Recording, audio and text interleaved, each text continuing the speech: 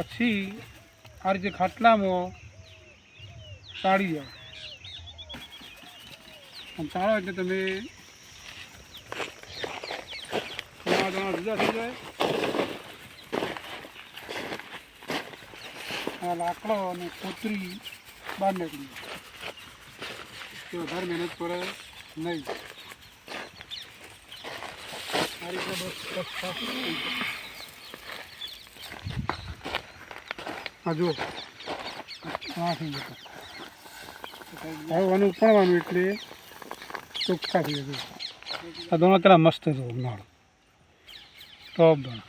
પહેલાં ઘડિયા આ રીતના આપણે જુગાડ આવો અપનાવ્યો એટલે અમે પણ પ્રેક્ટિકલ કરી આપીએ.